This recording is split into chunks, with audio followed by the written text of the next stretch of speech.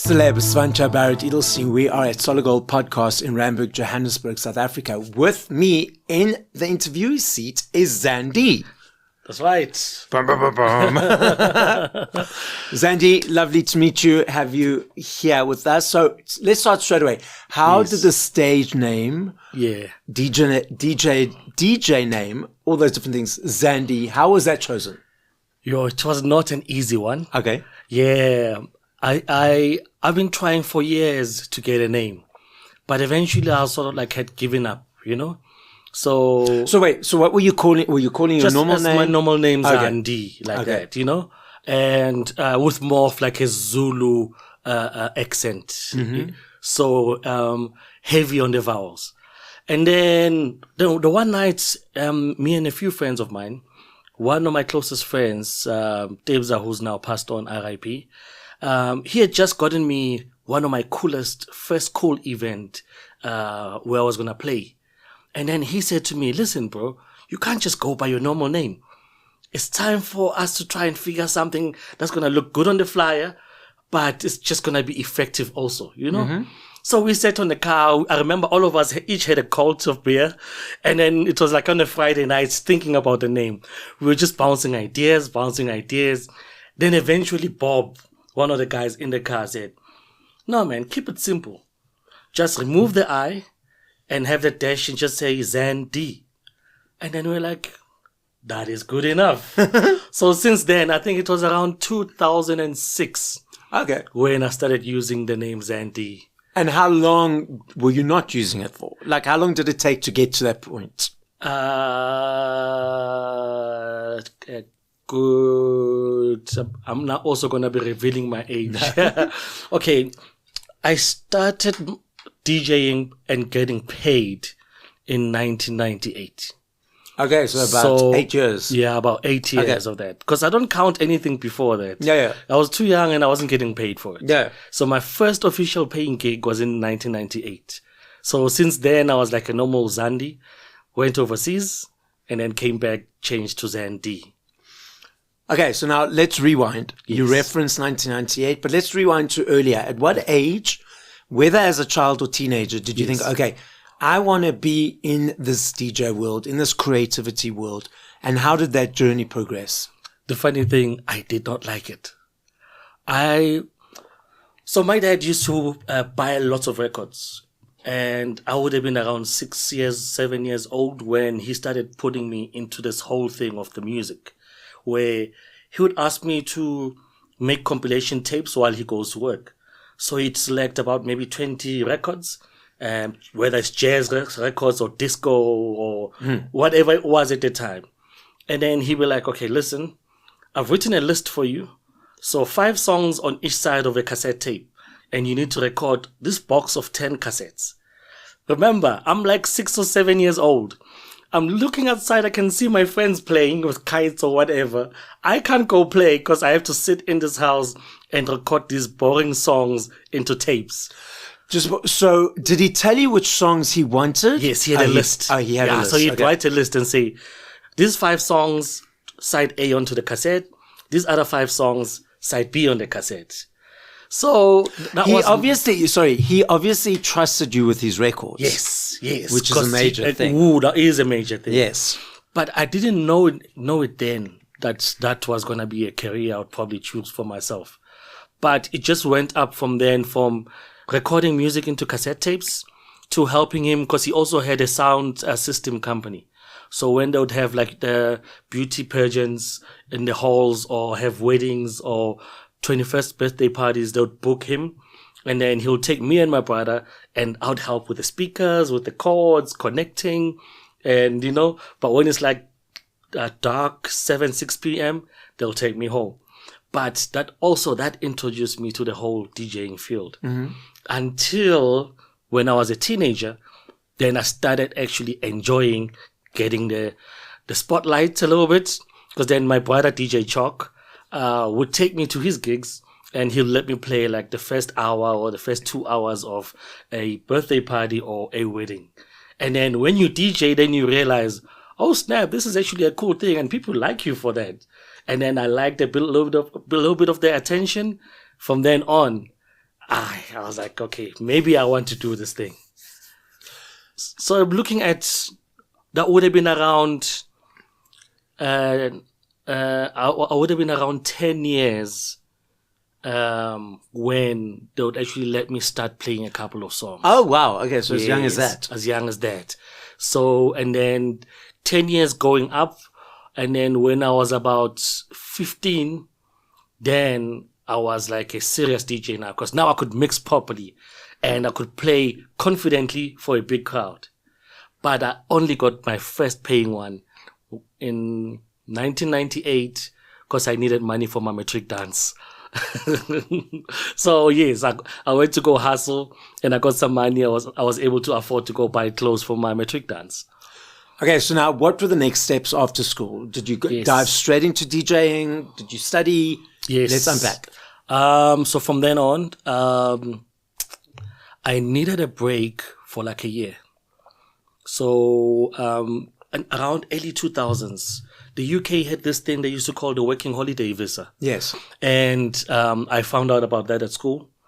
And shout out to CBC Boxback, man. I love that school. Like, you know, they plugged us into all these cool different things we could do for if you're not ready to go to school or go to uni or go wherever, you know.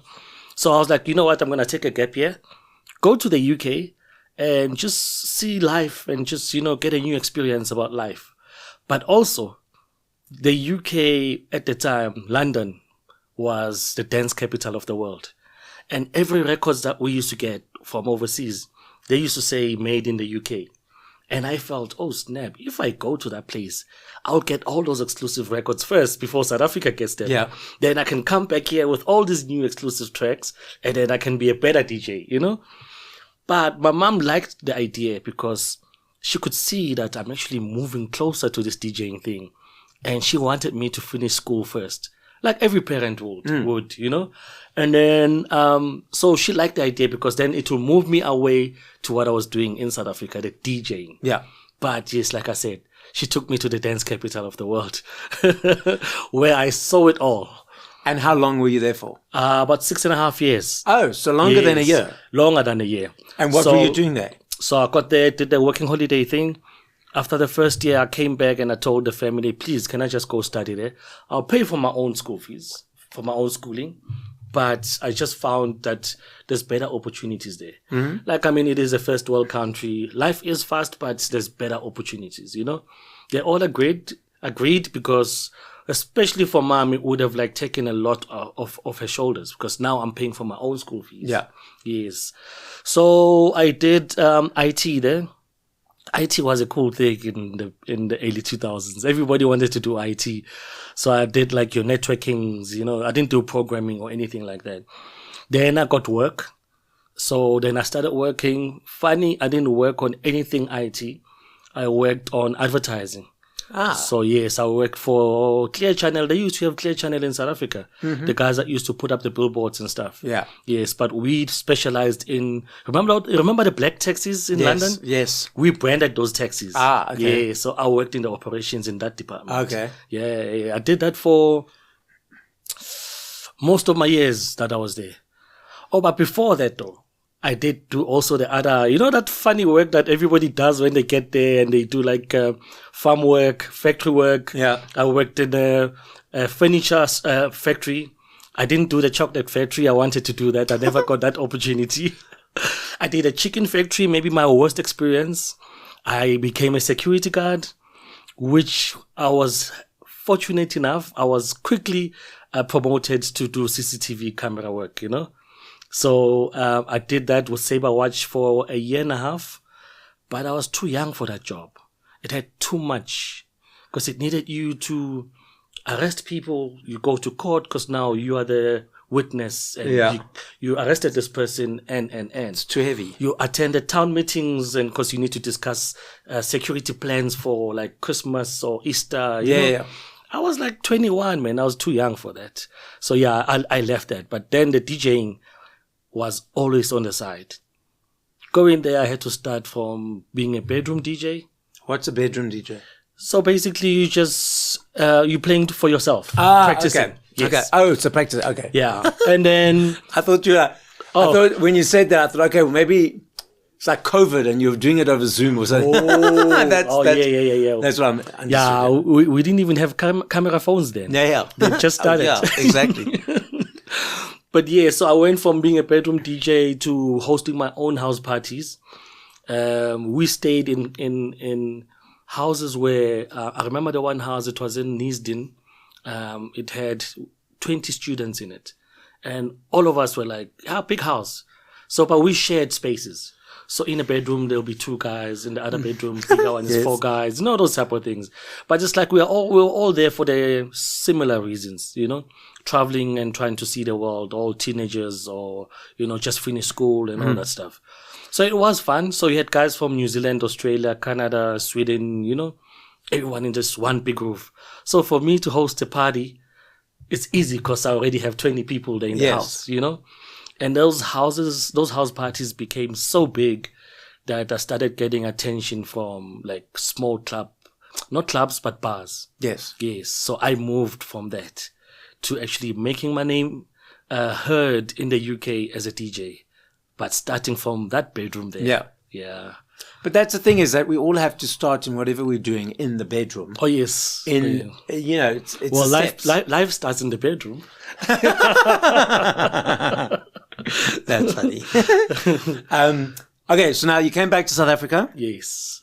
And what were the next steps? Oh, okay. Now things were different now, because now I came back to South Africa as DJ Zan-D from the UK.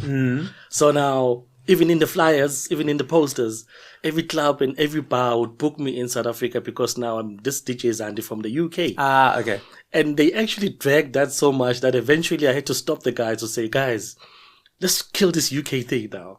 I am South African. You can say Zan-D from Boksburg, Vosloorus, And but obviously as a club owner or a promoter, you want to use that to make it look cool for the event. Because it's like, someone from overseas, like more important. It helped, but eventually I was tired of it.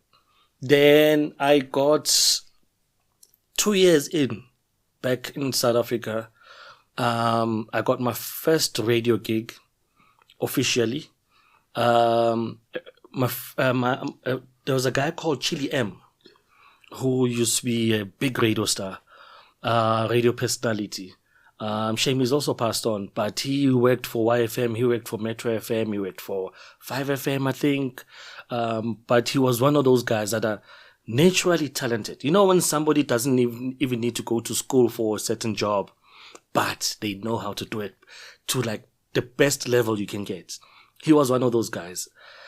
He saw that I was back in the country. He was friends with my brother. And I remember him saying, listen, man, I heard you play some radio show that you said you recorded in England. Let me hear that show. And then I gave him a few of those cassettes. He took them home. He came back to me and said, bro, if you can play like these guys, I would like you to come to my radio show. I just got a radio show on YFM. And then while I do the radio, you'll have like a 20-minute mix slot every Saturday, for example. Okay. Yeah, so that's how I got onto YFM. And from then on, eventually I got my own contract on YFM. And I've been there since 2007. Wow, you still at YFM? I'm still at YFM. Oh, okay, yeah. So what, do you do a show? Or yeah, so it's gone from me just being a mixed DJ to them putting me as a co-host of a hip-hop show. Then they stopped the hip-hop show, and then they gave me my own show with Jasmo, where we've been hosting young DJs. So it's a 4-hour show that will start on Saturdays from like 8 p.m. till midnight, and then it will feature all these young DJs who want to get like a spot. And obviously nothing better than being booked or being called up to play at a station that's got like 1 million listeners, and it's for the youth, So because that's the easy way to make your name heard or known. So yeah, man, that's been my highlight of my radio career. And you're still doing that? And now I've moved, yes. Now I've moved to the mixes. But you know how radio is like. It's like playing soccer or rugby. every year you have to negotiate a new contract or move to another team or that type of thing. It's a harsh industry. Yes, I've heard so. Yeah, because I've heard also that if the numbers aren't pulling in, they're like, okay, but yes, and there's nothing you can do about it because you're not a permanent employee. It's just all contracts, and sometimes you get like a 2-year contract. Some people even get 5-year contracts, but it's not easy to get those 5-year contracts. I suppose for the bigger names. Yes, exactly that. So yes, so I've had a few phases in YFM. One of the phases was when they actually had to stop the mixes after the Chili M era. And then a couple of years later, they started doing DJ mixes again. And then they called me up and actually signed me up for a contract to actually pay me now to do those mixes. And YFM is one of the only radio stations that actually pay DJs for mixes to come and play a mix. All the other stations is like, come through, obviously it's marketing for you, free advertising for you. Yeah, but YFM is one of the only ones that actually pay for DJs to come and mix. So wait, sorry, when you say come and mix, so you mix at a certain time, or you give them the tracks to do, or you do it live? You do it live. Yeah, okay. You come with the music and headphones, obviously, and then you come do it live. And when? And then for that 30 minutes, 20 minutes, or an hour, depending on the show.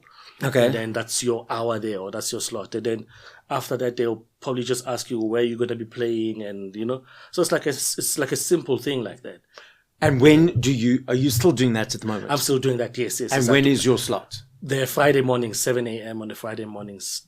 Then they also have another show called Club Y, which is a 7 to 8 p.m. and that's an hour.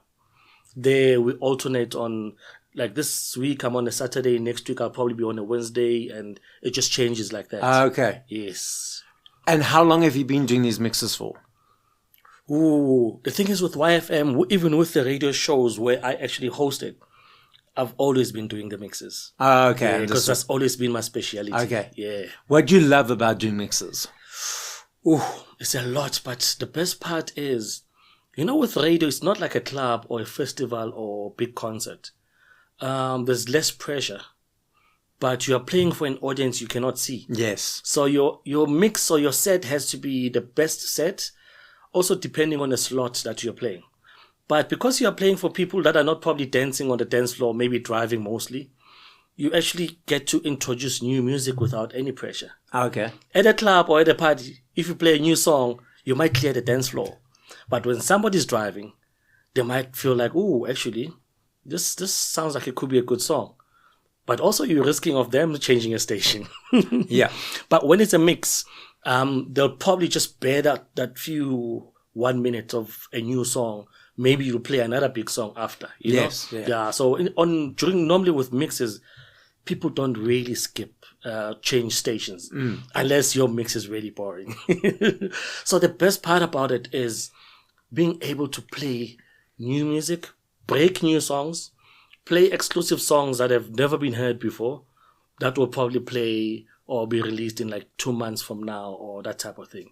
So I really love that. And to actually meet people or artists in the streets and they come to you and they say, listen, man, thank you so much for being so brave and playing our music before people know about our music. Yes. Yeah, those moments, they are very special to me. Yeah.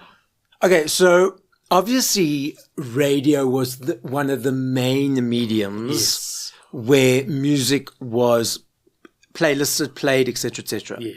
Now with the advent of TikTok, Spotify, all these other elements, it's sort of diluted radio in a certain sense, because it's not that, I can only find this on the radio or the music stores. Now I can do algorithms, etc., etc. That's correct.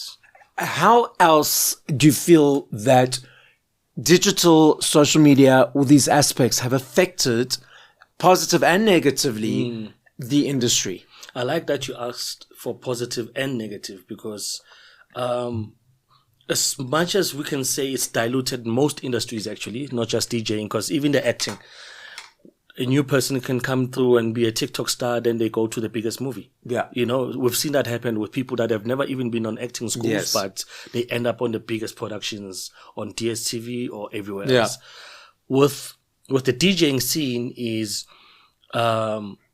Before, if you did not have a song on vinyl, it means you could not play that song at a club. Okay. You would have to wait for that vinyl to come to South Africa or import it yourself, and it was not cheap. Yeah. So one song would be like $100 or 120, you know? So if you're going to be playing 20 songs at a club, then, you know, there's a lot of money. And also if you're going to be playing with other 6 DJs, it means they might play them songs that you have on your bag. So you need to have a bigger collection to bring so that in case he plays a song that you were going to play, you can move a different way, you know? So what the digital space has done is it has made music accessible to the people. So now you can get a laptop now, collect music, and then be a DJ tomorrow, which is a good thing, but also a bad thing, because now it just means then just anybody can be a DJ. You don't really have to be talented, because also the technology is so advanced that you don't need to actually do much to mix. You just press a couple of buttons, match lights, match numbers, it's on. You know, it's skipping the bedroom. Yes, and going straight to the club. Exactly, or going straight to TikTok. Yes, but the positive side of it also is it's removed a lot of the gatekeeping. Now you can wake up tomorrow, or you can basically wake up tomorrow, find out you are now famous, and you didn't even know. Because of one song or one thing you did the previous night that you posted, and you went to bed and woke up at midday thinking, oh man, let me go practice again. And you open your phone, you've got 100,000 views or 1 million views.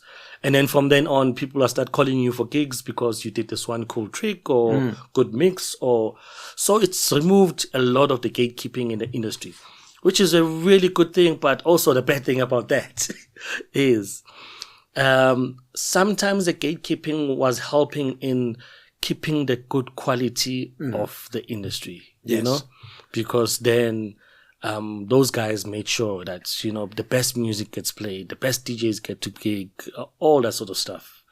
So yeah, there's a pros and the cons, but I love it, man. It's the new technology, it's what we do. And it's just nice to also to be able to have an audience without having to ask SABC to have a TV show, you know? But also the thing is that you reference the, excuse me, the speed and the waking up and you haven't got 1 million views. But these days, though, the virality before was a thing. Yes. But now, and it was easier to maintain that virality because it was easier to stay in the spotlight. Yes. These days, it's like, okay, yeah, 1 million. Okay, 10 seconds later, oh, don't really care. you know what I'm trying to say. So it's not only about. I agree. It's about taking away the gatekeepers and that, but it's about achieving those viral moments and viral music. But it's also about, I think, having that bedroom steps that we referenced earlier will allow an artist and a person to maintain that virality and know how to continue because they'll have the foundation and the platform. And it's not a fluke. Exactly. Yeah. The ones that I think just boom, they're the ones who will disappear very quickly because they don't know how to maintain and they don't know how to enhance and they don't know how to leverage. That's so true because I won't lie to you. Me as a guy that is now a 45-year-old hip-hop DJ who is still one of the most booked hip-hop DJ in South Africa, to maintain that thing, it is not an easy thing. Because it's usually hip-hop was always a young man's sport. Music and clubbing has always been a young man's sport. But the game obviously changed in a little way. But you were expected to leave the scene when you get to a certain age. Or the scene will actually dump you when you get to a certain age.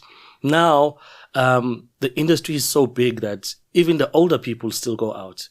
Even though maybe they might have different events or different whatever.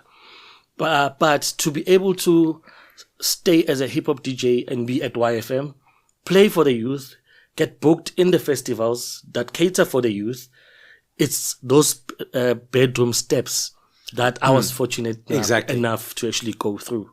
Because I've seen so many DJs come and go. I've seen so many artists come and go.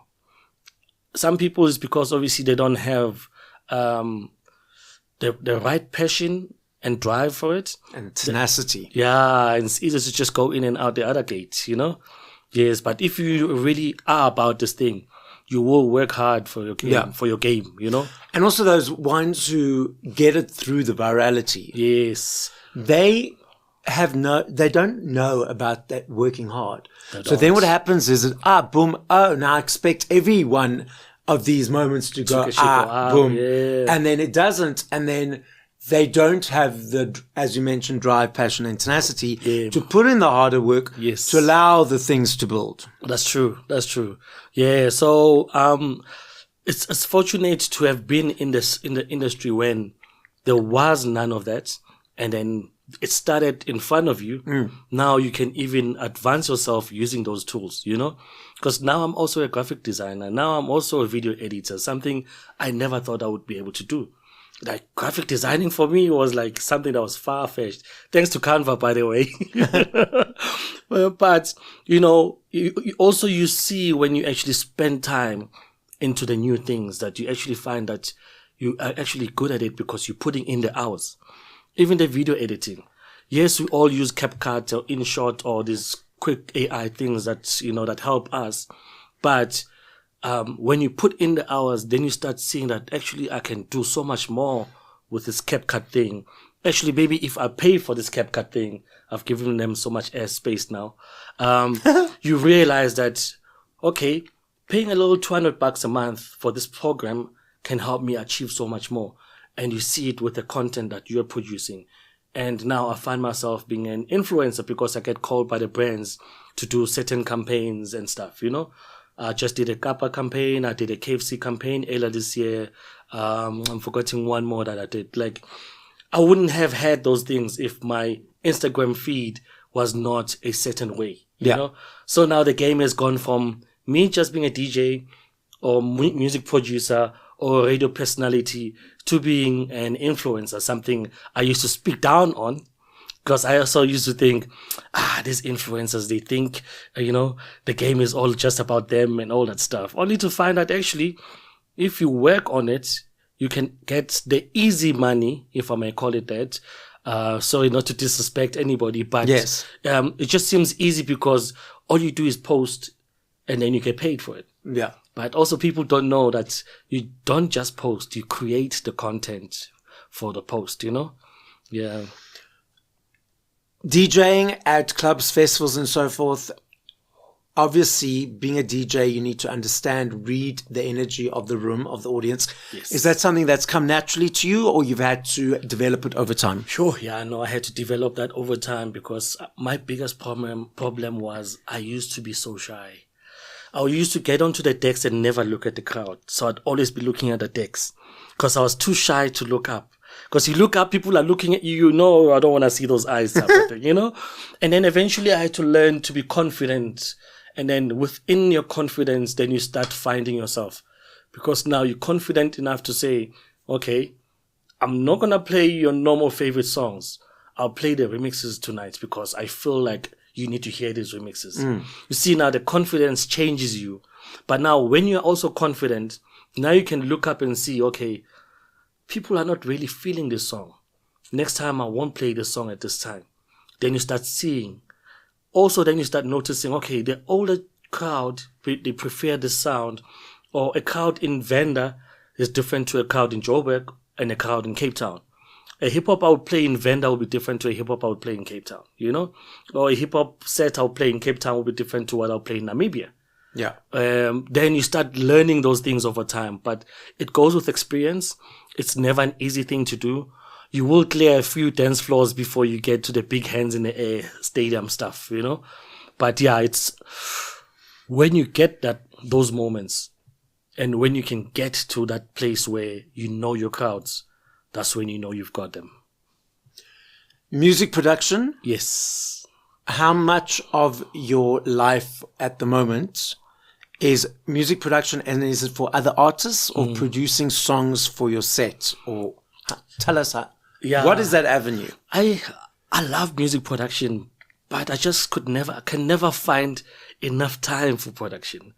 That's my only problem. But the most beautiful thing is to go to a festival or club or wherever and play your own song and have people sing along to that song. It's such an electrifying feeling because now I can't even explain it. People singing your lyrics that you probably wrote or helped write, So what I normally do is I work like how DJ Khaled would do it. I would call producers. I would identify a few producers. I'll sit with them in studio, would create something that I would have thought about or planned or would bounce ideas. Create the beat, and then I'll think of who can I feature on that song. Then I'll be like, okay, maybe I can feature a Casper Nyovest, or I can feature a Questa or Reason. Then I call them. If they like the vibe, they like the song, then they come to studio, then we record.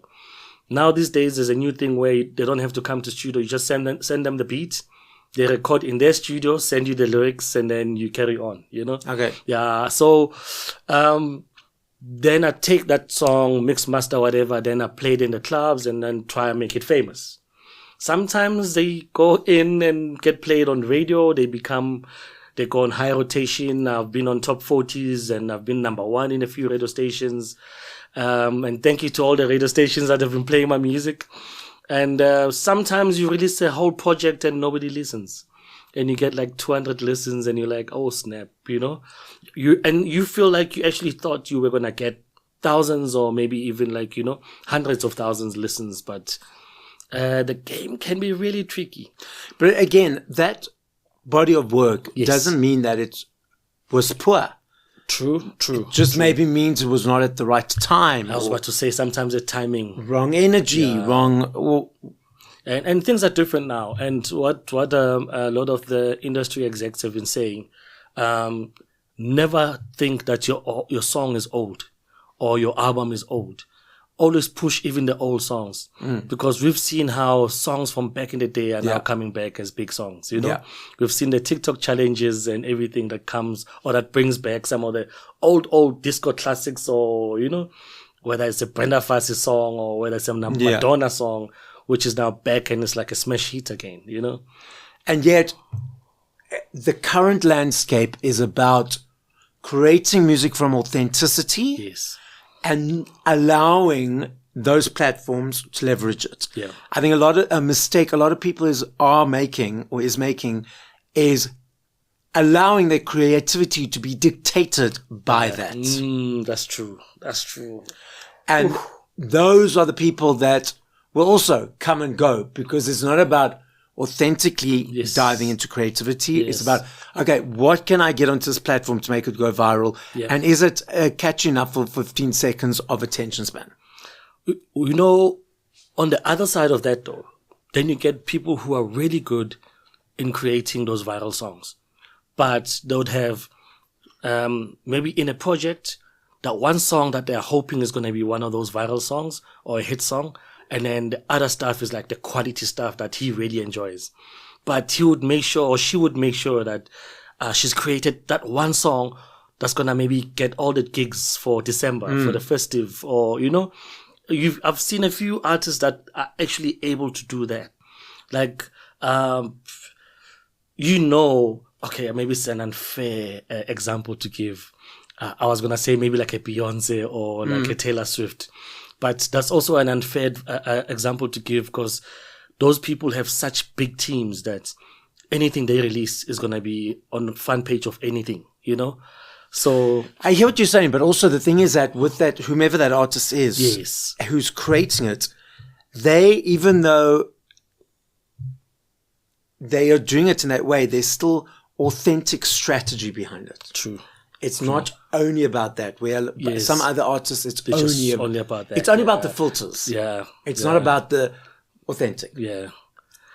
And music is a feeling, man. Exactly. So tell us, what is coming up over the next period of time? It's exciting part of the year. Normally this is a time of the year where I don't sleep. Sleep during the week. Mondays are usually a bad day for me because I'd be exhausted from the weekend. Fortunately today I tried and made sure that I was fresh enough. Thank you. So yeah, I'm working on a few songs. I want to just release 2 songs for the rest of this year. Okay. Because I'm actually working on big project for 2026. I'm going to be shooting a music video for a song I released earlier this year. It's called Once Upon a Time at Zan-D, which I did with Kid X, Resin, which is now called Sizo Alakain. And then, yeah, man, it's just all the gigs and parties and events and festivals. Guys, book me. Okay, I love this game. I know if I had to ask you this question tomorrow, the next day, or the next day, I know your answer will be different every time. Okay, I understand that and I recognize that. Okay. I'm not saying favorite. Okay. I'm saying top of mind. All right.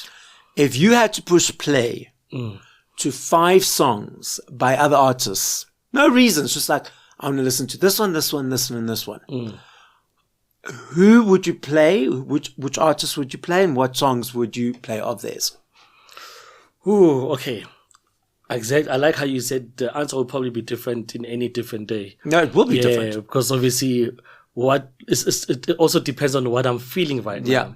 Yeah. So it will probably be definitely Chase and State. I'm in there. I love my drum and bass. Badadan was a big song of 2024. I have a favorite with my 8-year-old daughter right now. I know she's not supposed to be listening to music like this, especially with a title that says liquor and cigarettes. But I promise you, the song is clean enough. It doesn't swear. It doesn't have any bad language, but it does speak about parties, you know? Yeah. But that's our favorite song right now. And I love, it took me a while to get into her. But now I'm starting to enjoy Duchi, her music. Yeah. She's a weird rapper, but she's also a cool rapper. She's like an artistic type of artist is not scared to explore different sounds. So I really like that about her. 5. So I think you got 2 more. There's always going to be hip hop. A lot of the old school artists are releasing music again. I've been hearing a lot of like the Wu-Tang Clan guys. They're releasing solo projects. Snoop Dogg released an album with Dr. Dre. So it's gonna be, the last 2 songs will probably have to be any of the OGs that used to release in the 90s who have now released albums in 2025. There's so many. Ghostface Killer has, there's so many. LL Cool J even released. Yeah, I saw Boogie with a Hoodie also. Yeah. So yeah. So lots to explore. Exactly. A whole lot to explore. But yeah, I do love my drum and bass right now. I used to play drum and bass as well when I was in England. So obviously drum and bass is like a British thing. Yeah, drum and bass and your broken beats, you know, there's kind of left field sounds which have now become commercialized. Yeah. And it was so cool to see drum and bass do so well in the last couple of years. Now you hear it on movies, on adverts, and you know, and it's a cool culture, man, which I've always really enjoyed. And it's one of those, there is no slow song in drum and bass. It's all about party. And life is about, that's what I like about life. Having the happy side of life, not just party, but I appreciate anything that makes people happy. And I've always tried in my life to actually do all the things that make me happy. Even if sometimes it means I ignore the important things, which we can be guilty of that at times, but it's very important that you make sure that you are happy with whatever you do in life, you know? I like that. So now the podcast is listened to throughout the world. As a final message, what would you like to say? Listen, man, I know it's going to sound cliche, but the world has become a weird place with the internet exposing different types of the world in a bad light. You know, we used to hear about the war in Gaza and Israel, but now we see videos, we see pictures, we see gruesome stuff. And the world needs to post less of those bad things that add so much fuel to what already is happening in this world. It could be such a better place if, I wouldn't say take away the internet from the kids, because the kids need the internet to learn. People need to see what's happening in the world. But can we just post less of the ugly stuff, less of Twitter has become such a bad space. People are even scared to tweet or to go on Twitter because they all just believe if you say anything there, someone else will just come and bash you. Someone else will just come and, say bad things or just, make fun of you. Mm-hmm. We don't need that. You've seen the new thing now that's been funny also. The bad comments on TikTok. Some of the comments are not necessary. The world could be a better place without those bad comments on TikTok, People are just posting their lives because they're just trying to have fun. I know they're also exposing themselves maybe, but let's just make it an easier place for people to just go in there, laugh a bit and just go sleep, Yeah, man. So guys, as Zan-D said, focus on the positive. Yes.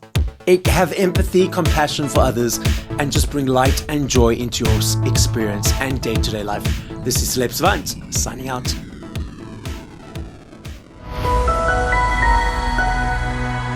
Another production from Solid Gold Podcasts.